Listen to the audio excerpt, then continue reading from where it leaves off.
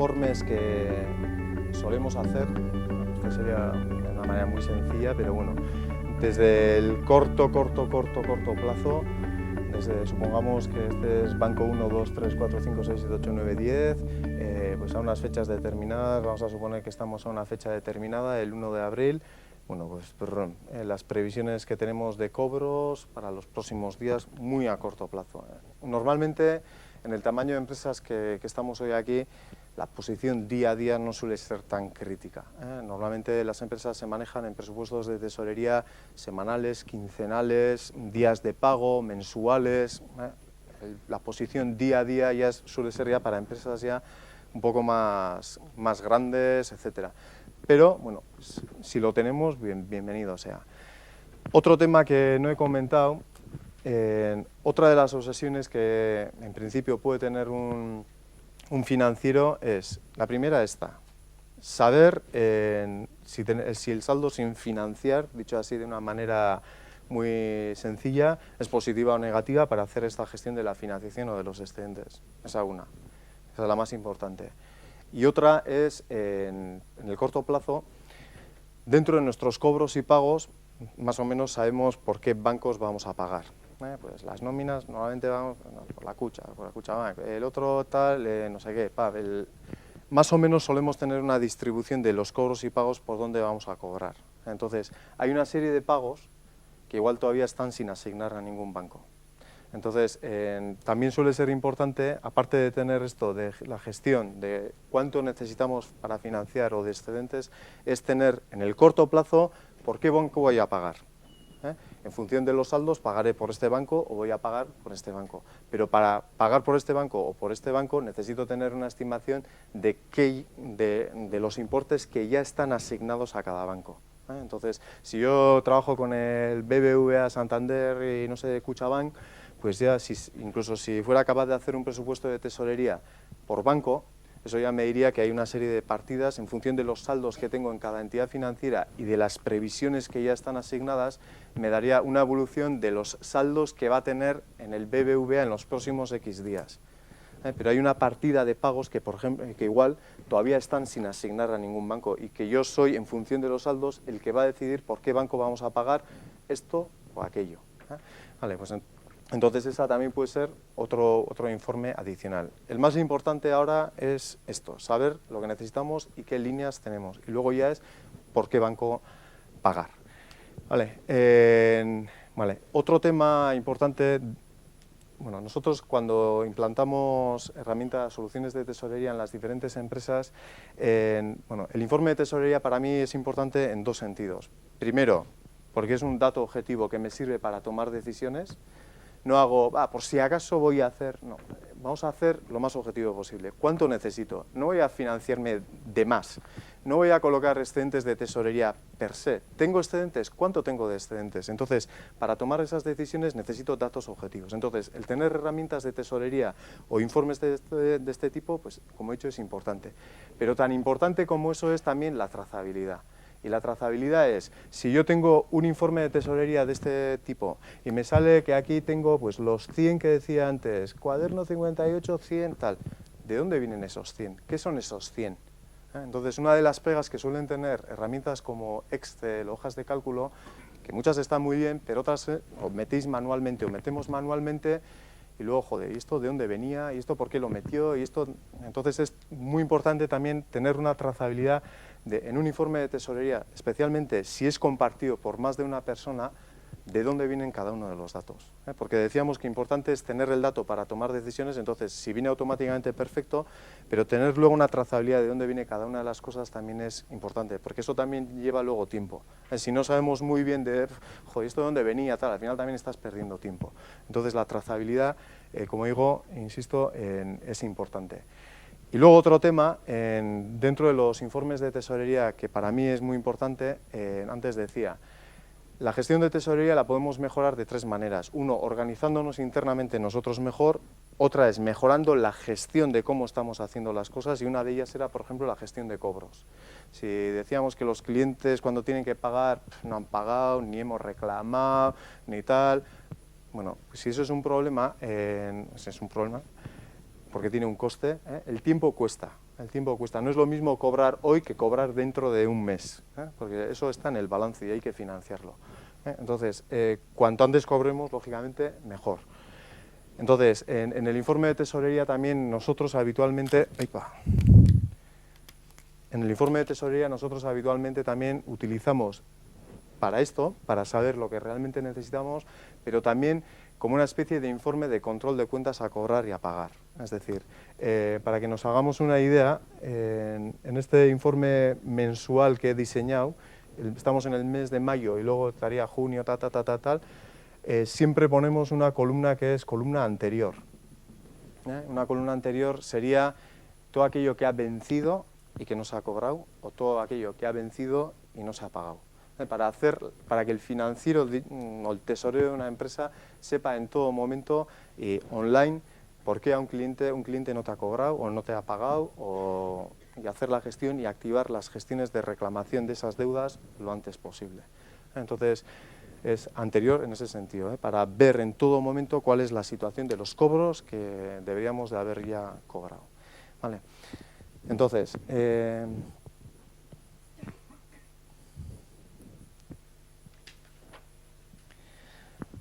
aquí tenemos un esquema, viene a ser más o menos lo que he dibujado ahí, de otra manera, pero bueno.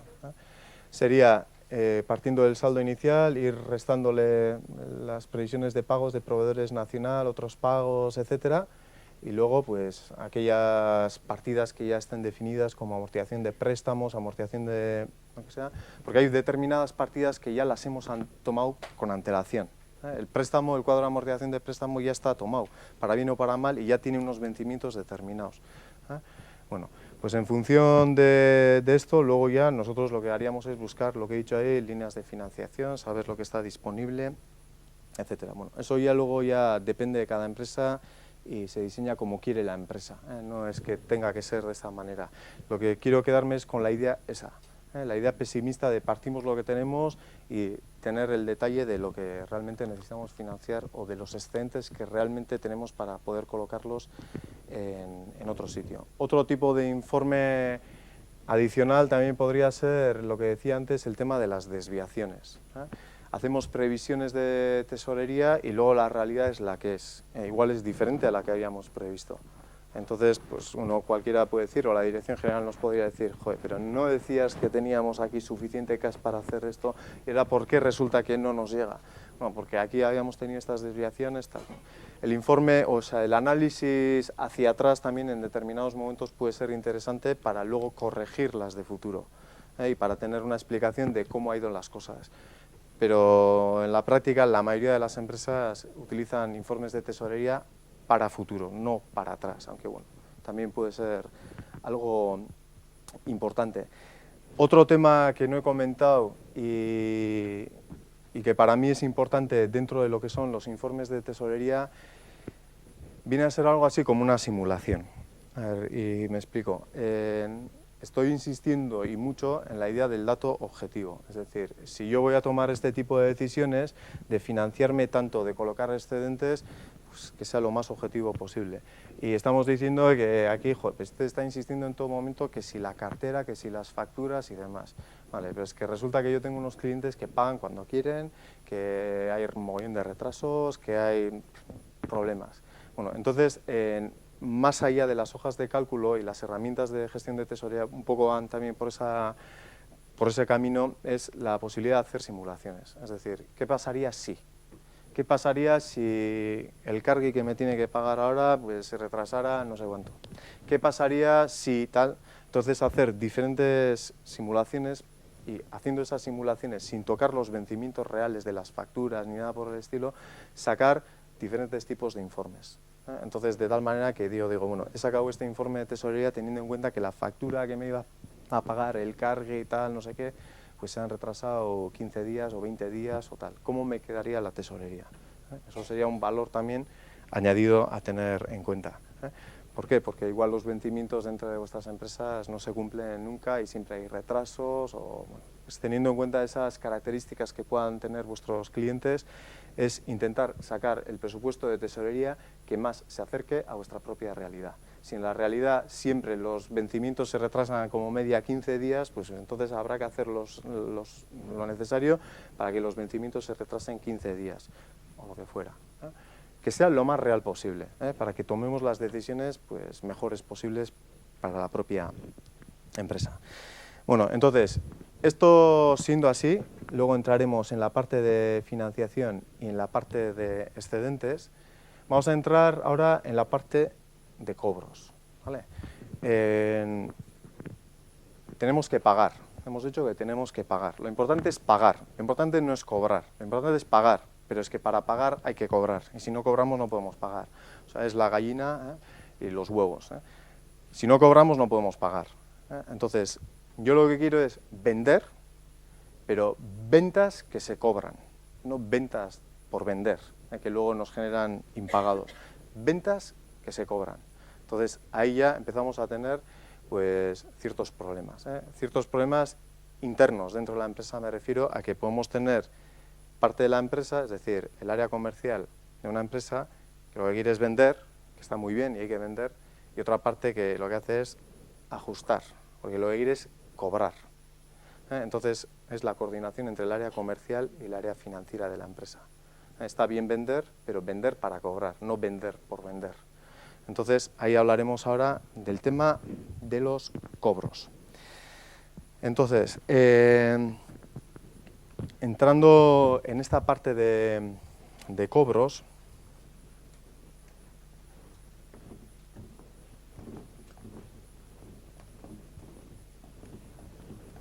bueno, ¿se me está siguiendo?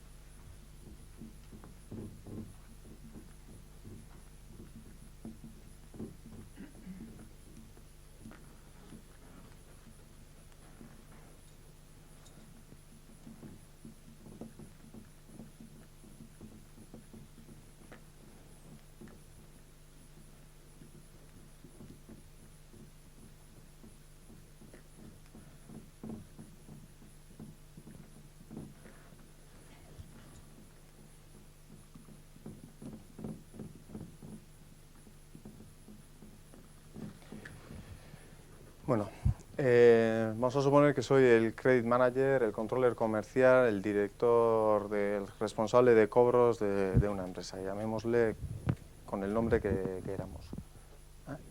Entonces, dentro de las funciones que un Credit Manager o un Controller Comercial de una empresa debería de tener, con la idea de que vendemos para cobrar, la venta termina cuando se cobra, deberíamos de hacer lo siguiente. Primero intentar conocer al cliente, si hay un potencial cliente, oye, que un pedido importante, un pedido si es pequeñito, pues igual a la tesorería no afecta tanto, pero ya pedidos de cierta consideración, etcétera, lo primero es intentar conocer al cliente para tener una idea de la capacidad o de la solvencia que puede tener ese cliente de hacer frente al pago que va a tener con nosotros.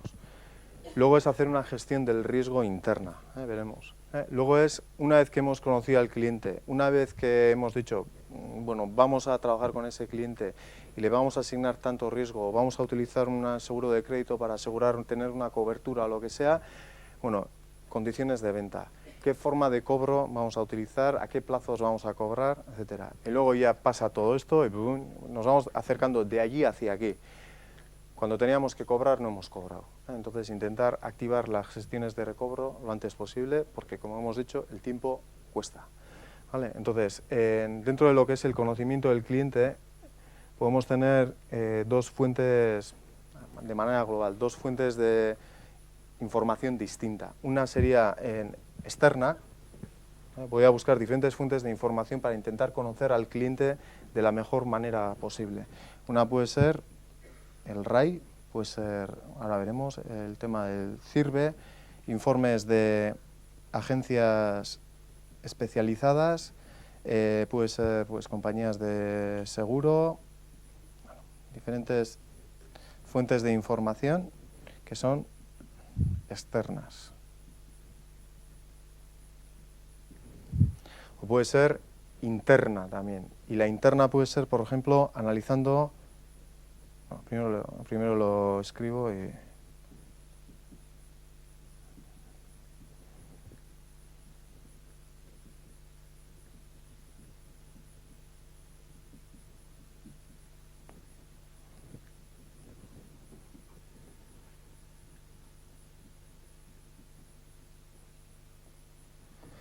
Bueno, para intentar conocer al cliente, a un potencial cliente que viene con un pedido relativamente importante, como hemos dicho, lo que nos interesa tener es una idea de si va a ser capaz de hacer frente a ese pago.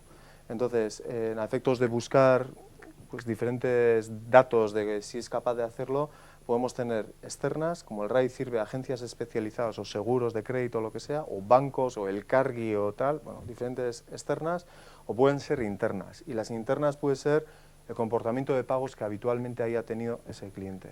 Pues a mí, por mucho que fulanito o un informe me diga que, joder, pues mira, pues esta empresa anda mal, tal, pero joder, llevamos trabajando con ellos no sé cuántos años y siempre a la fecha han pagado, bueno, pues ese puede ser un indicador.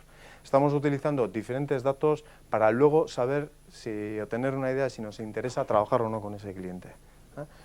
O asumir riesgos o no riesgos, pero una puede ser analizando el comportamiento de pagos que habitualmente haya tenido ese cliente para con nosotros.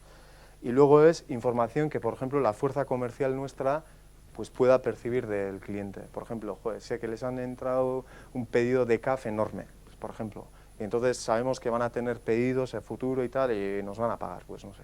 Ese tipo de información igual no hay en ninguna agencia, ningún tipo de informe, ¿eh?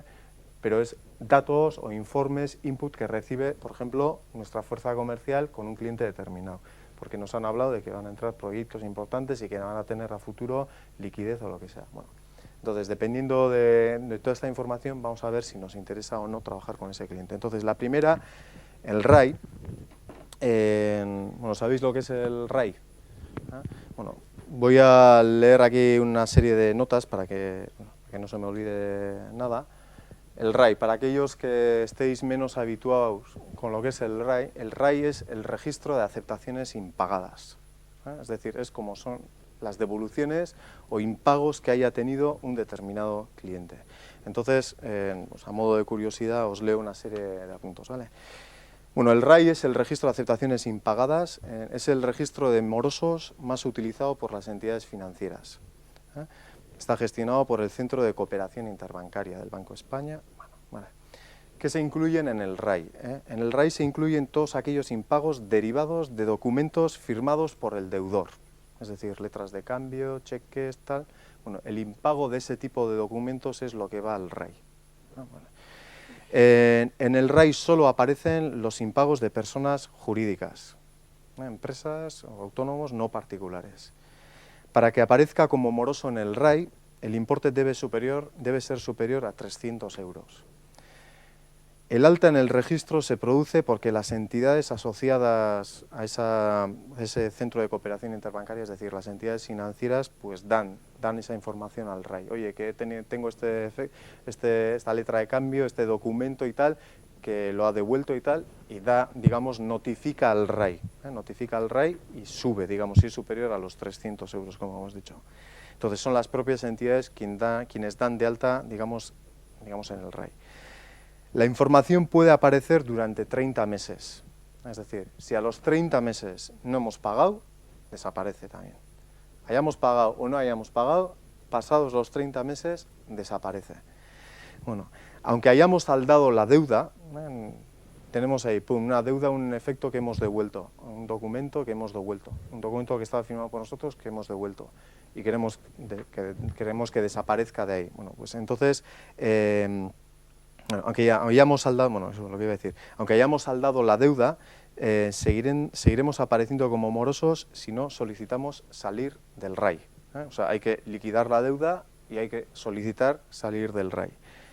¿Qué figura en el RAI? En el RAI figura el número de impagados que tiene una empresa. Pues es un dato significativo. Si viéramos en el RAI y tal, que tiene, no sé, 10 impagos y tal, pues ya nos da pistas. Ahora lo que estamos buscando son pistas de a ver qué problemas reales puede tener esa empresa, ¿vale?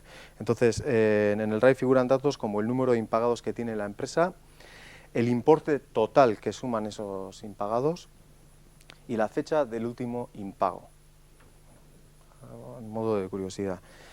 Luego también es importante, no se requiere de ningún consentimiento por parte del deudor para darse de alta en el RAI. Es decir, yo tenía que pagar esto y no he pagado. Nadie me viene a preguntar, oye, Miquel, ¿quieres que te subamos al RAI? No, nadie me va a pedir eso. Directamente voy. Ahora, me lo tienen que notificar. No puede ser, si no me lo notificaran, entonces ya estaríamos violando la ley de protección de datos. Pero nadie me va a pedir mi consentimiento para subir. Subirá.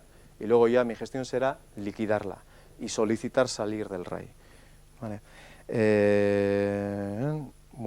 No se podrán incluir en esta ficha de morosos deudas que sean inferiores a 4 meses de antigüedad.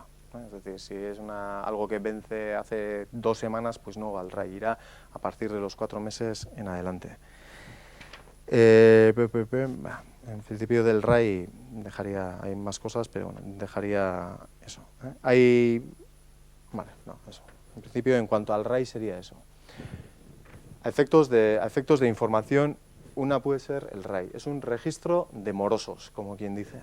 Luego está el CIRBE. Habréis oído también muchas veces lo que es el CIRBE, y el CIRBE no es un registro de morosos, es la central de riesgos del Banco de España.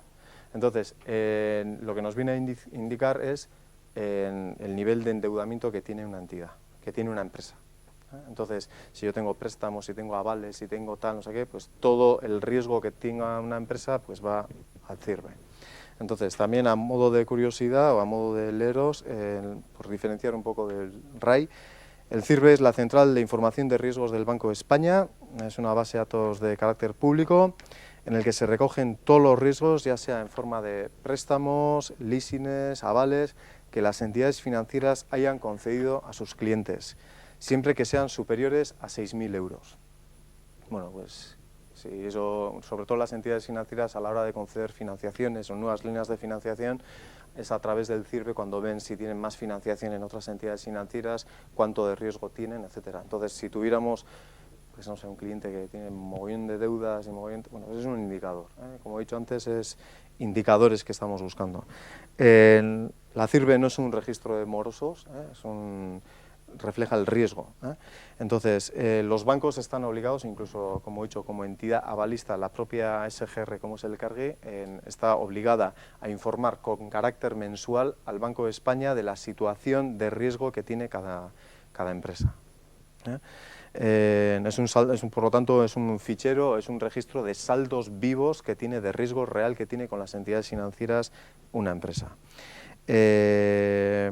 Cualquier particular puede acceder de forma gratuita a toda esta información, que de él existe también en el propio CIRBE. Sin más, eso a título de curiosidad. Sin más, en RAI y CIRBE pueden ser diferentes fuentes de información que hay para saber, o bien morosos, o bien mucho riesgo o no. Luego, otro tipo de informes que podemos encontrarnos son el de agencias especializadas, es decir, tipo Informa, lo que era Dun & Bradstreet, Crédito a Caución, Mafre, todo ese tipo de agencias son agencias rating, generan pues una serie de indicadores para también tener una idea de, en el corto, medio, largo plazo, las posibilidades de que esa empresa tenga de incurrir en suspensión de pagos, etcétera. Son indicadores. El problema que suelen tener estas agencias especializadas es que normalmente sus datos los están basando en cierres de años anteriores, es decir, en datos del registro mercantil, etcétera, etcétera. Entonces pueden quedar obsoletos con cierta facilidad. El ejemplo que siempre me suele venir a la cabeza cuando pues, hablo de estas cosas es hace, me acuerdo, 2 años, una empresa del grupo Mondragón, empresa cliente nuestra, bueno, ya dentro de lo que es ya en un entorno de crisis, etcétera, terminó el año bien, terminó muy bien, los pedidos habían ido bien, los indicadores eran buenos, los indicadores, los ratios financieros, todo estaba bien, todo estaba bien.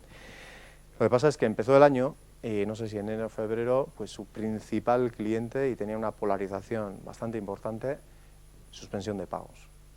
Entonces, los ratios todavía seguían siendo buenos, pero la situación de esa empresa había cambiado drásticamente. Entonces, ese tipo de, digamos, hechos, acontecimientos, pues quedan un poco al margen de los informes que podamos conseguir de este tipo de ratings o agencias especializadas, porque la propia actualización requiere de un tiempo. Pero hay veces que no tenemos otra. Entonces, especialmente si vamos a otros mercados, oye, que yo voy a empezar a vender en Chequia, y nunca he estado en Chequia, desconozco totalmente Chequia y pues necesito que alguien me dé una estimación de por lo menos los clientes, la situación de... Bueno, pues entonces pues igual no tenemos otra que recurrir a ese tipo de agencias pues más especializadas que nos den una idea de si ese cliente va a ser capaz o no de hacer frente al pago. Y luego también entidades de factoring o entidades de seguros de crédito. Claro, si una empresa habitualmente ha presentado siniestros en compañías de seguros de crédito, etcétera, y si una empresa no nos diera, si una entidad aseguradora no nos diera cobertura a un cliente determinado, pues ya es un indicador seguramente el más objetivo para decir que ese cliente históricamente ha tenido problemas y que va a tener problemas para hacer frente a sus pagos. Si la propia compañía de seguros se niega a cubrir eso, pues algo saldrá. Pero bueno, eso no quita que yo quiera asumir todo el riesgo. Pues yo, mira, porque siempre ha pagado bien, porque sé que les van a entrar proyectos, es que no tengo otra, es que tengo que vender, porque es que si no la empresa se cierra y pues, cualquiera ya la situación puede ser extrema. Uno dice, pues vamos a asumir todo el riesgo. Pues dependiendo de lo que quiera hacer, pues hace la empresa lo que quiera. Pero estos tipos de indicadores son importantes, tanto los externos, como hemos dicho, como los internos. En las compañías de seguros de crédito, sabéis, es un seguro y bajo el pago de una prima lo que se produce es una compensación de pérdidas. Hay una participación de pérdidas. Lo que quiero decir es que una compañía de seguro de crédito, pues de cualquiera que conozcáis en el mercado, nunca os va a cubrir el 100% del cliente. La cobertura puede ser 80, 90, en algunos casos 70. Entonces, ¿cómo funcionan las compañías de seguros de crédito? Pues lo que hemos comentado. Pagas una prima, te hacen el análisis de tus clientes, vamos a suponer que te aceptan y en función de tu poder de negociación dices cobertura hasta tal, y bueno, hay problemas. Resulta que cuando tienes que cobrar no has podido cobrar. Entonces ahora os hago también... Vale. Las incidencias con las compañías de seguros de crédito. Bueno, normalmente las empresas, aquellas que tienen ya una cobertura, vas a suponer que yo un cliente que me va a pagar 100, he conseguido que la compañía de seguros de crédito, bajo pago de primas, que me cubra el 80%. Bueno, cuando tenía de cobrar resulta que no he cobrado. Entonces, a mí, en principio, haré todo lo posible para cobrar antes de presentar el siniestro. Porque si hago y lo cobro, cobraré el 100%. Y si presento el siniestro, pues cobraré como mucho el 80%. Pues que además no es solamente el 80%, sino normalmente la liquidación igual puede ser desde los 6 meses en adelante. Normalmente las compañías de seguros de crédito, cuando una vez presentas el siniestro y vamos hasta el fondo y ya no hay más y nos cubren, pues hay casos en los que de 6 a 1 año. La situación de las compañías de seguros de crédito también pues, es problemática. No tengo el dato exacto, pero ya me gustaría saber el número de siniestros que se han presentado en los últimos años, no dispongo de ese dato, pero bueno, eso repercute a la liquidez de las propias compañías de seguros de crédito y eso hace que retrasen en muchos casos, digamos, la liquidación o digamos el porcentaje que tengamos cubierto. Bueno, entonces, lo primero, aparte de eso, primero para intentar cobrar del cliente yo mismo y cobrar, si es posible, todo. Segundo, para cobrar, si puedo, antes de esos 6 meses o un año, lo que sea. Y tercero, porque a mí no me gusta o no me gustaría estar presentando siniestros de mis clientes a las compañías de seguros. Porque si yo presento muchos siniestros, otros tampoco querrán. Otros, cuando quieran trabajar conmigo, la compañía de seguros no se lo va a cubrir. Porque es una empresa, la mía, que está presentando continuamente siniestros. Bueno, entonces, bajo esa premisa, yo lo que voy a hacer es, cuando tenía que cobrar, no he cobrado, hacer la gestión oportuna yo mismo. Intentar prorrogar. Entonces, lo que se hace es un aviso de notificación de pago, de falta de pago, perdón, un aviso de falta de pago y se renegocia con el cliente, vamos a suponer, un vencimiento nuevo. En lugar del 30 de mayo, el 30 de julio. Eso se notifica a la entidad aseguradora en principio debería de concedértelo, porque al final si no estamos hablando de que te tendría que pagar y antes la propia aseguradora también antes de pagarte prefiere que se vaya retrasando. Bueno, retrasamos, se genera un nuevo vencimiento y si ya hemos consumido todo y no hay sutía, ya no, eso es imposible, es un impago total, pues ya entonces ya presentaríamos el siniestro, ¿vale? Entonces, en la presentación del siniestro también suele ser normalmente desde el nuevo vencimiento que se haya estipulado 4 meses. O sea, ya estamos yendo 4 meses atrás. Y desde el momento en el que ya se ha presentado eso, pues el 80% o la cobertura que tengamos, pues 6 meses en adelante. O sea, ya se nos va... Igual cobraremos el 80%. ¿Está bien que tengamos cobertura? Por supuesto que está bien. Dormiremos más tranquilo, pero también se va retrasando en el tiempo. Entonces, pues una vez que se produce eso, ¿qué tipo de documentación se presenta en las entidades aseguradoras? Bueno, todas las facturas emitidas, todos los albaranes emitidos, certificados de entrega al transportista, bueno, pues todo ese tipo de información que es importante para justificar que, mira, este me debería haber pagado y no me ha pagado. Vale. Bueno, incidencias de seguros de crédito bajo una prima y participación de pérdidas, porque no cubren nunca el 100%, pero en algunos casos, en muchos casos, recomendable el uso de seguros de crédito. Bueno, entonces, con eso, conociendo mejor al cliente, hacer lo posible tal, decimos, ¿queremos trabajar con este cliente? Entonces es hacer la gestión del riesgo interno dentro de la empresa. Entonces, dentro de la gestión del riesgo de la empresa, antes decía que es importante que haya la mejor coordinación posible entre el área comercial y el área financiera.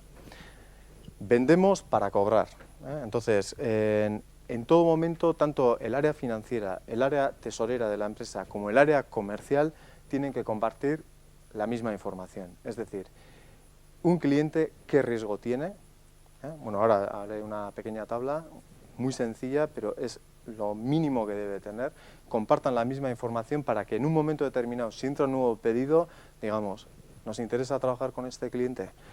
Entonces, sería algo de este estilo.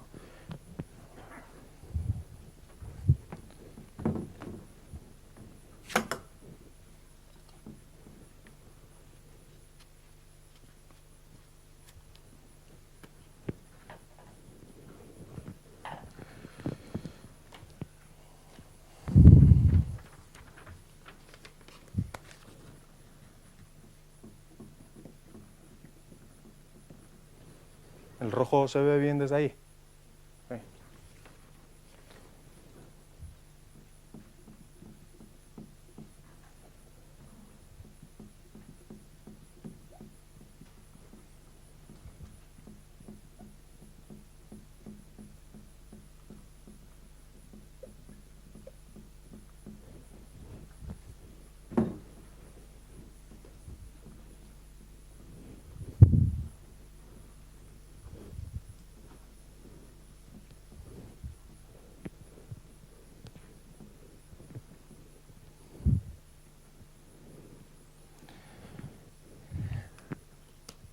A ver, el informe mínimo que deberíamos de tener a nivel de gestión de riesgo con clientes sería algo tan de sentido común como esto, ¿eh?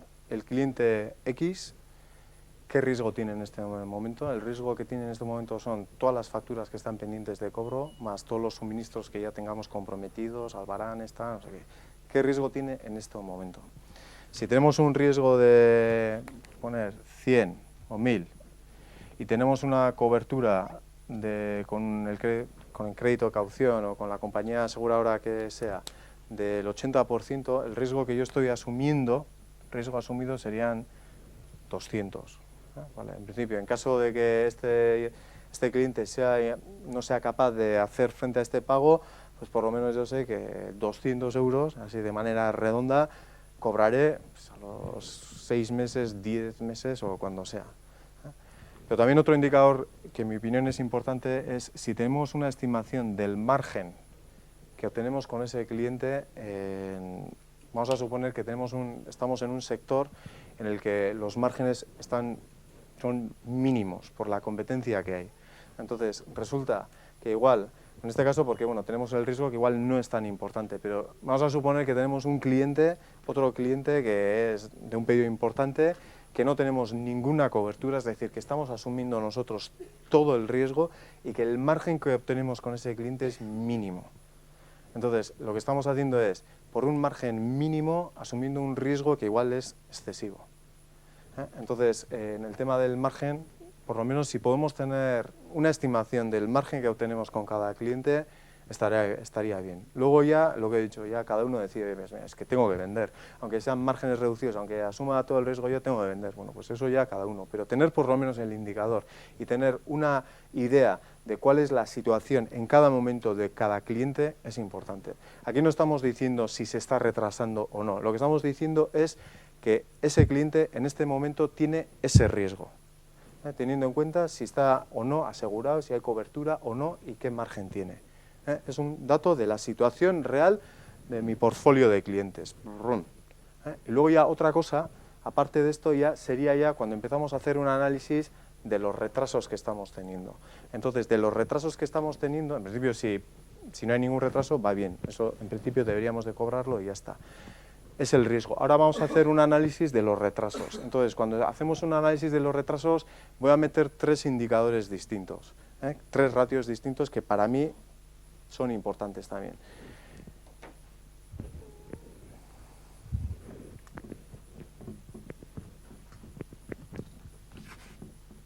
Bueno, esto lo puedo borrar.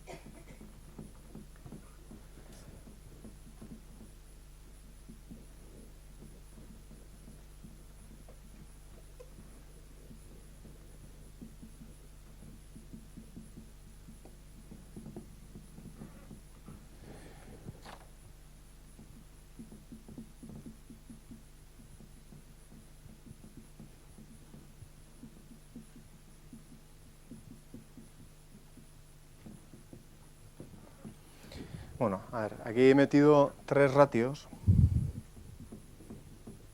distintos. Los 3 me indican un retraso o me indican pues, problemas en el cobro, ¿vale? El primero es facturas pendientes vencidas sobre la facturación total. Yo si en un periodo determinado analizara cuál es el saldo medio de facturas pendientes vencidas sobre la facturación total, me indicaría el retraso medio que estoy teniendo. Es decir, el 20% de las facturas, por decir uno, pues siempre se me retrasan. Es un indicador que puede ser interesante a nivel de gestión. Joder, pues oye, mira, tenemos estos vencimientos, tal, no sé qué, pero el 20% o el año 2014 el retraso medio de las facturas fue bastante superior al 2013. Es un indicador para saber en qué medida los clientes se me retrasan. ¿Vale? Esto sería un indicador de retraso.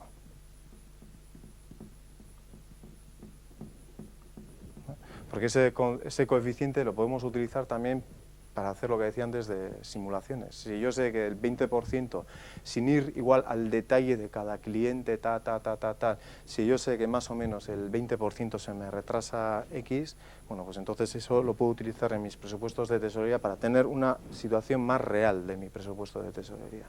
Por lo tanto, un coeficiente de retraso. ¿Cuánto en porcentaje? El 20% se me retrasa, el 3 o el 0,01. Otro sería facturas impagadas sobre facturas total. El 3% de las facturas son impagadas. Un coeficiente de impago. Ya, pero de ese impago parte está cubierto. Entonces, si yo dijera, en el año 2014, para tener indicadores, esto sería de impago, un porcentaje de impago, el 3% de las facturas no es que ya se me hayan retrasado, no, es que impago sobre el total de las facturas. Es también otro indicador, me indica la calidad de los clientes que he tenido, no solamente en cuanto a retrasos, sino en cuanto a pago. Y la última es la dotación de fallidos, es decir, aquella parte que yo no tenía cubierto y que realmente ha sido pérdida. Es decir, si esto fuera ya de pérdida, porque yo aquí, aunque en el porcentaje de impagos, si lo tengo cubierto, no dato a pérdidas, únicamente da pérdidas la dotación de fallidos. Entonces, otro indicador a efectos de saber cómo ha ido la evolución de los retrasos de los impagados sería la dotación de fallidos sobre la facturación total. De esa manera vería pues el 2% no, va a pérdidas o tal. Son tres indicadores distintos que no son de diarios ni tal, sino pues con una periodicidad mensual, semanal o semestral, anual o cuando queramos. Pero entiendo yo que a efectos de gestión de riesgo, lo primero es tener una situación real de riesgo, margen, tal, la tabla que he puesto ahí, entiendo yo que es interesante saber, porque esa tabla tiene que estar, debería de ser utilizada por el financiero, por el área comercial, para saber cuál es la situación real de cada cliente, y luego tener ratios de este tipo para saber la situación real o de los porcentajes que nos movemos en retrasos, en impagos y pérdidas reales en la cuenta de resultados. Bueno, indicadores que, sobre todo de cara a la dirección general, a consejos de administración, etcétera, pues pueden ser datos de interés. Bueno, entonces, una vez conocido al cliente, una vez hecha la gestión del riesgo, porque la gestión del riesgo no era solamente saber la situación de cada cliente, sobre todo era para, con esa situación resulta que ese cliente que tenía un riesgo determinado nos hace un pedido nuevo. Entonces, con ese pedido nuevo, ¿nos interesa trabajar con ese cliente? Pues sí, o con una cobertura de no sé cuántos, o no.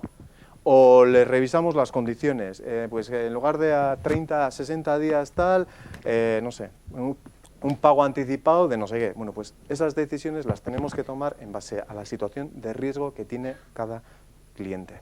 Y no, también otro ejemplo que suelo poner aquí es, bueno, es un poco extremo, pero tampoco es una tontería. Hace, no sé, 2 años así, me acuerdo de un financiero que llegaba a conocer los clientes cuando venían los impagos, los impagados.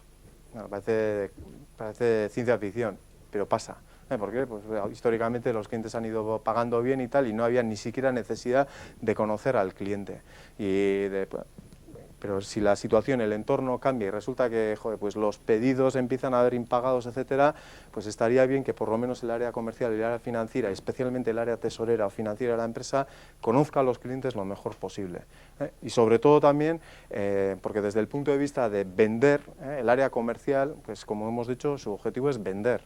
Pero en muchas ocasiones también el que vende igual desconoce los efectos financieros de vender a 30 días o a 60 días o de dar un descuento, del TAE que supone dar un descuento del 2% a 60 días o de la bondad de trabajar con un medio de cobro en la cual la iniciativa es tuya o no, reposición, check. Bueno, pues esa parte de coordinación tiene que haber en cuanto a saber la situación de cada cliente y que del área financiera o tesorera de la empresa haya una especie de formación al área comercial para que los que venden sepan realmente las repercusiones de vender en unas condiciones determinadas. ¿Vale? Bueno, vamos a seguir adelante. tenemos, una vez conocido al cliente, la gestión del riesgo, saber cuál es la situación. Si tenemos este tipo de indicadores también mejor, podrían ser otros, pero bueno, yo entiendo que con eso mínimo sería suficiente. Y luego ya estarían las condiciones de venta, ¿vale? Y las condiciones de venta...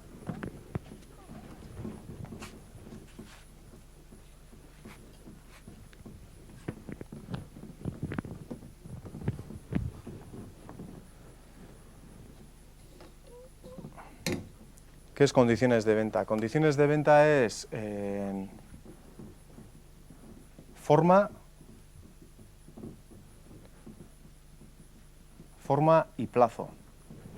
Forma es forma de cobro, cómo vamos a cobrar a ese cliente, y plazo es a qué plazos vamos a cobrar, ¿vale? Entonces, en cuanto a los plazos, sabéis que en el año 2010 salió una normativa de plazos de pago, en los cuales de manera transitoria tanto las entidades públicas como las entidades privadas debían ir, digamos, reduciendo sus plazos de pago, ¿eh? Si históricamente eran 90, 120 días, tal, bueno, a fecha de hoy, sabéis, creo que las entidades públicas es a 30 y las entidades privadas a 60. El problema que suele haber es, el primer problema que hay aquí es que aquella que regula esa normativa ahí es en muchas ocasiones la primera que tiene problemas para cumplir con esa normativa. Es decir, las propias instituciones públicas, hay algunas que pagan bien, pero hay otras que no cumplen, bueno, ni de lejos esa normativa. Entonces, si es ella la primera que tiene como para exigir a los demás.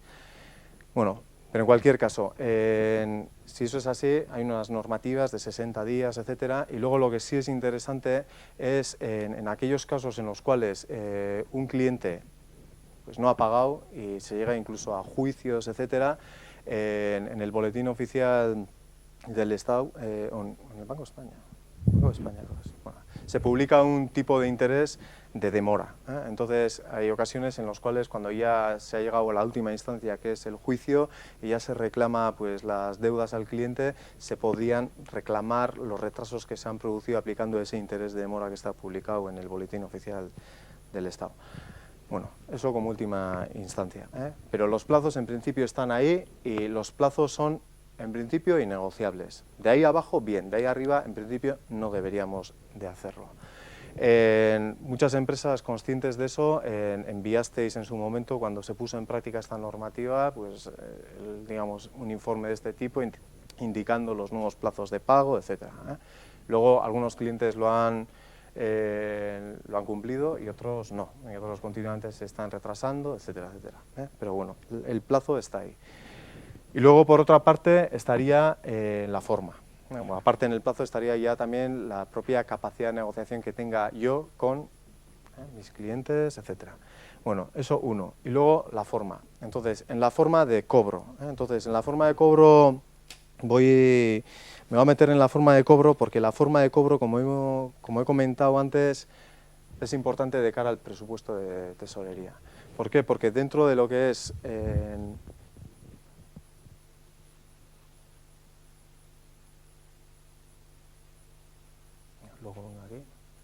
dentro de lo que son las formas de cobro, distinguiría dos grandes grupos. Una que llamamos las de contado y otras que llamamos negociables, ¿vale? Entonces, en las de contado se incluirían metálico, pero que salvo en determinados negocios, pues en la práctica normalmente el metálico no se utiliza. De contado entrarían en cheques y transferencias. ¿Y por qué son de contado? Bueno, empezando por los cheques. Un cheque es siempre pagadero a la vista, ¿eh? Un cheque no tiene un vencimiento, ¿eh? Un cheque no puede ser emitido con un vencimiento. Un cheque, en el momento en el que lo recibes, lo puedes ingresar en cuenta y cobrarlo, ¿eh? Hay alguno que lo que hace es, en el momento en que tú emites un cheque, si emites hoy y lo envío al cliente, hay un plazo de presentación de 15 días, ¿eh? Digamos, los 15 días para presentar, digamos, el cheque, y ahí la ley cambiaria del cheque, digamos, soporta esos 15 días. Entonces yo cojo el cheque y ya puedo ir e ingresarlo. Hay alguno que igual lo que te hace es, si la fecha de emisión, en lugar de ser hoy, que es 28 hoy, ¿qué día es? 28, bueno, en lugar de poner hoy, pone fecha de emisión el día 15 de junio. Entonces es como 15 días desde entonces. Eso es lo que se llama el cheque postdatado. El cheque postdatado es ilegal, no es, porque el cheque es pagadero a la vista. No puedes emitir un cheque con una fecha de emisión posterior a la de hoy. Eso ya sería algo que en principio no estaría sometido por la ley cambiaria del cheque, porque el cheque, la letra de cambio y el pagaré son documentos cambiarios y están sometidos a la ley cambiaria y del cheque y por lo tanto tienen acción ejecutiva. Acción ejecutiva de tal manera que en caso de juicios, etcétera, pues tienen pues, el juicio ejecutivo y bueno, pues el trámite es más rápido, etcétera, etcétera, ¿vale? Por lo tanto, más garantías que una transferencia. Bueno, entonces, estábamos con el tema de contado y no contado. En las de contado estarían los cheques, porque es cuando yo recibo el cheque lo puedo cobrar y no hay un vencimiento ni nada. Estarían las transferencias, porque el que me emite la transferencia lo cobro, me ha emitido, es una orden de movimiento de fondos, me envía la transferencia y yo lo cobro, por lo tanto es de contado. Y luego hemos dicho que la otra es el metálico, pero que en la práctica no se utiliza. Bueno, en la práctica, en la mayoría práctica de las empresas, salvo comercio al por menor o lo que sea, no se utiliza. ¿Vale? Entonces, las características de las formas de cobro al contado, empezaríamos, por ejemplo, vamos a hablar de plazos, del tema de los cheques, 4 cosas que para mí bueno, son importantes de cara al presupuesto de tesorería. Lo primero, hay diferentes tipos de cheques, cheques al portador, que serían por la simple entrega, cheques nominativos a nombre de una persona determinada, cheque cruzado para cobrar a través de una entidad financiera. Si eres cliente de esa entidad financiera lo puedes cobrar en efectivo y si no a través de una cuenta bancaria. Cheque cruzado con una cláusula para abonar en cuenta, que incluso siendo de la propia entidad financiera lo tienes que cobrar a través de una cuenta bancaria. Bueno, diferentes tipos de cheques, cheques conformados en los cuales hay un depósito previo por parte del cheque, por parte de la entidad financiera de una serie de fondos para pagar. Bueno, diferentes tipos de cheques, pero la idea es que son siempre pagaderos. Entonces, aquí la iniciativa en el pago está en el que emite el cheque. Yo recibo el cheque y lo cobro bien, pero hasta que no me envíen el cheque yo no puedo cobrarlo. Entonces, desde el punto de vista de tesorería, a mí, por pedir, a mí lo que me gustaría sería tener formas de cobro en las cuales la iniciativa en el cobro sea mía, que no dependa de que me envíen el cheque para cobrarlo, que la iniciativa, si es posible, sea mía. Entonces, aquí tenemos que los cheques es pagadero a la vista, uno tiene los derechos cambiarios de la ley cambiaria del cheque, la iniciativa está en el comprador, del que va a pagar, y las valoraciones, bueno, sabéis que en el año 90 bueno, se puso en marcha salió la normativa 8/90 del Banco de España que venía a regular las valoraciones que se dan a cada operación bancaria. Sabéis que un cheque, pues ingreso a partir de, bueno, cheque misma plaza, no plaza, un día, 2 días, transferencia, un día, 2, bueno, pues ese tipo de normativa está cubierta por la normativa 8/90. ¿Y por qué salió esta normativa? Porque anterior a eso, bueno, lo que se producían son políticas abusivas por entidades financieras y daban valoraciones a una transferencia que venía de Chequia de 8 días. Y durante 8 días el dinero ya no es ni del que ha pagado ni tuyo que has cobrado. Es 8 días dinero gratis de la entidad financiera para hacer e invertir donde quisiera. Entonces, para reducir esa política abusiva de aplicación de valoraciones, se puso en marcha la circular 8/90 del Banco de España, reduciendo a cada operación bancaria los días de valoración. Bueno, eso sin más, es saber que un cheque, pues 1 o 2 días, bueno, sin más. Y luego las tareas administrativas, los cheques, no se pueden, bueno, las firmas de los cheques son firma autógrafa, no se pueden automatizar ni mecanizar. Son manuales. Entonces, pues eso, si vas a hacer muchos pagos, etcétera, bueno, pues tiene la pega que tiene las propias tareas administrativas de firmas, etcétera. Bueno, desde el punto de vista de tesorería, la pega en principio que es pagadero a la vista, ¿vale? Uno. El tema de las transferencias. En el tema de las transferencias son OMFs, órdenes de movimientos de fondos. Pueden ser órdenes de movimientos de fondos entre cuentas de misma entidad, entre cuentas de diferentes entidades financieras o OMFs vía, por ejemplo, Banco de España. en entidades o transferencias que se producen vía Banco España, en las cuales ya la valoración es mismo día. Entonces, dependiendo de la urgencia, si en un momento determinado yo en una cuenta tengo un saldo negativo y quiero cubrirlo a través de una entidad que tenga un saldo positivo, transferencia, haciendo una transferencia tal, pues a través del OMF vía Banco España se podría hacer. Pero en este caso también es una orden de movimiento de fondos, de una cuenta telemático, de una cuenta a otra. Yo, hasta que no me envíen la transferencia, yo no he cobrado. ¿Puedo hacer yo algo con una factura? En principio. ¿Puedo hacer algo con una factura que en principio tiene como forma de cobro factura? En principio no podría hacer nada, tendría que esperar a que me pague por transferencia, ¿vale? Porque la iniciativa está en el que va a pagar, y yo hasta que no me envíen el pago, pues yo en principio no cobro, en principio, ¿vale? Entonces, con esto entra una derivada más, que es la SEPA. Sabéis que con la SEPA, bueno, con la entrada de la Unión Monetaria, con la unificación de las divisas, etcétera, y el euro, bueno, eso funcionó bien, bueno, bien, está el euro ahí, para mí está bien, pero luego aparte había otra parte que es lo que son los pagos electrónicos. Entonces, en los pagos electrónicos se incluyen los adeudos bancarios, es decir, los cuadernos 19 de domiciliados, etcétera, los pagos por transferencia y las órdenes de movimientos de fondos, o dicho de otra manera, las transferencias. ¿Vale? Entonces, la SEPA ha regulado las tres. ¿Vale? Entonces,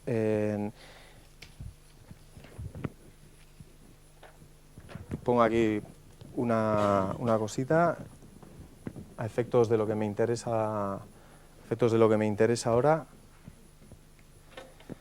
Bueno, a nivel de transferencias, el cambio fundamental que ha habido de SEPA a no SEPA es que antes teníamos la CCC, es decir, los 20 dígitos de la cuenta, y luego ahora pues tenemos el BIC y el IBAN, ¿vale?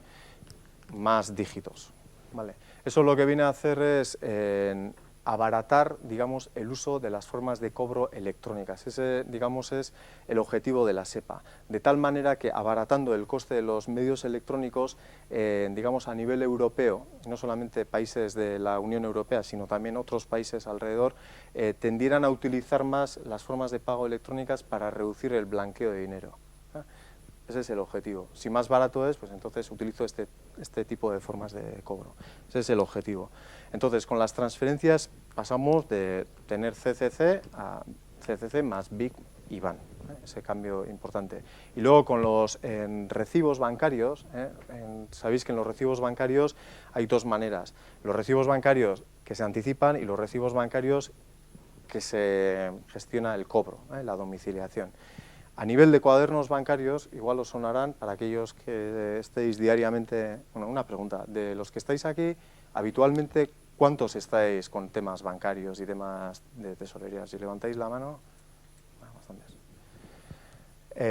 Bueno, a nivel bancario, sabéis que hay dos ficheros. Uno, cuando yo quiero anticipar, sería el cuaderno 58, que es el cuaderno 58, anticipo de créditos en soporte magnético, luego hablaré de eso. Y cuando es en gestión de cobro o recibos domiciliados, sería el cuaderno 19. Vale, entonces, con la entrada de la SEPA,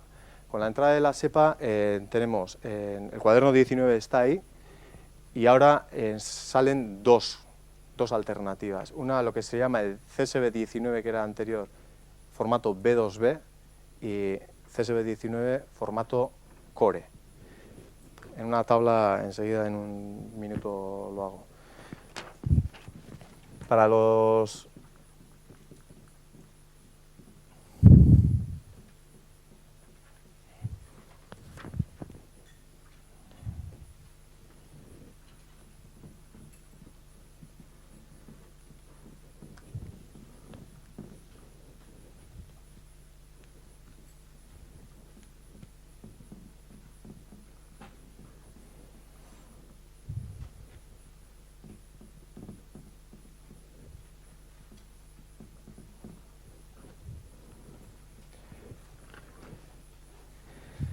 Bueno, en el formato no SEPA, hace como, antes de la entrada en vigor de lo que es la SEPA, salió lo que era otra normativa, que era la Ley de Servicios de Pago. Y a través de esa Ley de Servicios de Pago, lo que nos venía a decir es, aquellos clientes en los cuales nos habían dado su número de cuenta para que domiciliáramos el cargo, sobre todo en aquellos servicios que son recurrentes, telefónica, tal, consumo mensual, pum, cargo y tal, no sé. Bueno, en aquellos casos en los cuales tenemos un servicio, o sea, un recibo domiciliado, enviamos y ya está, en principio cobramos o ya está. Vale, entonces, la ley de servicios de pagos lo que venía a decir es que aquellos casos en los cuales el cliente nos había dado una orden de autorización expresa para cargarle en esa cuenta, el plazo de devolución máximo era de 58 días, más o menos, pues 8 semanas, 58 días. Entonces, pasados esos días, pues ya el cliente ya no puede hacer la devolución. Si no existía la autorización, yo he cargado, pero no existía una autorización expresa por parte del cliente, si no existía, por eso era necesario, era interesante contar con la autorización expresa del cliente en contrato, etcétera, autorizando el cargo en la cuenta bancaria, el plazo se extendía hasta los 13 meses. Entonces, al principio, cuando salió esta ley, la gente, la primera impresión parecía que el plazo de devolución se extendía hasta los 13 meses.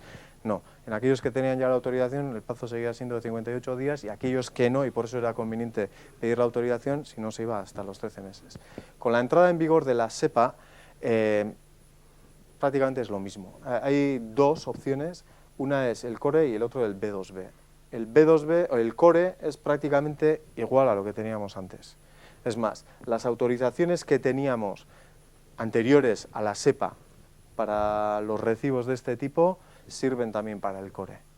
Nosotros, por ejemplo, en el Cargui, y todo, bueno, enviamos a los clientes en una autorización expresa, el formato que ya conoceréis, con el formato SEPA autorizando el cargo en la cuenta, etcétera, formato core, pero en principio tampoco sería necesario.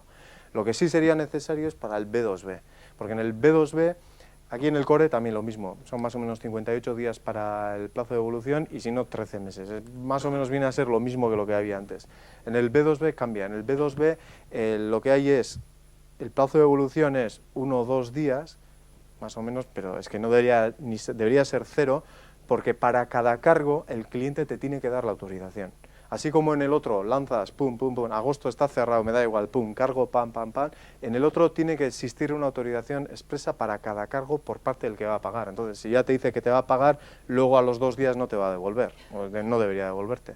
Entonces, es más ágil, en principio, el core. Lo que pasa es que tiene, aunque haya una autorización expresa, 58 días para devolverte, mientras que en el otro, una te ha aceptado y ya en principio se ha pasado 1 o 2 días, ya no te puede devolver, pero si no te ha aceptado ya te devuelve en ese mismo momento. Vale.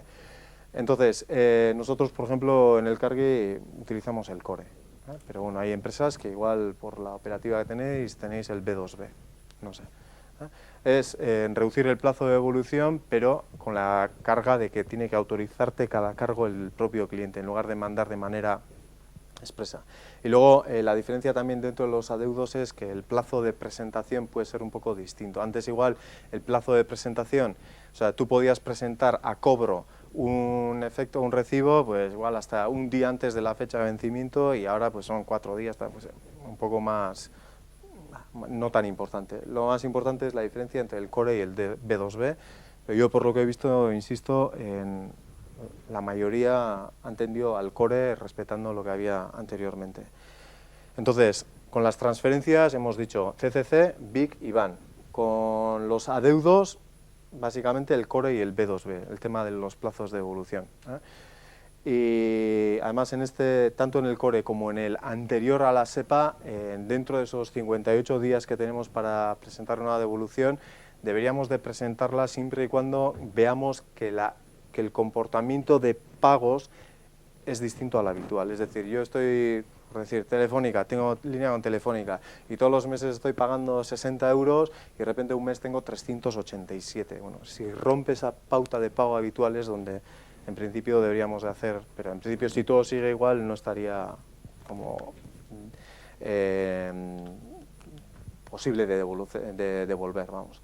Vale, y luego están las tarjetas. Hemos dicho que afecta a 3 formas de cobro electrónicas: transferencias, adeudos, que serían estas, y las tarjetas. Y las tarjetas, el cambio habitual, pero ya viene antes de la SEPA, es la entrada del PIN. Las tarjetas, sabéis que tienen un chip, el PIN, eso también sería a través de la entrada de la SEPA, pero yo creo que eso viene ya de antes. En principio eso sería el cambio más importante a través de SEPA para los medios de cobro electrónicos. Y ahí he metido el tema de los adeudos. Bueno, y ahora el tema es, que no estábamos con el tema de los de contado, había diferenciado dos tipos de formas de cobro. Una, las de contado, que eran cheques y transferencias y metálico, y luego había otras que eran, digamos, negociables en principio. Y ahí entran los recibos bancarios. Una de ellas es esta.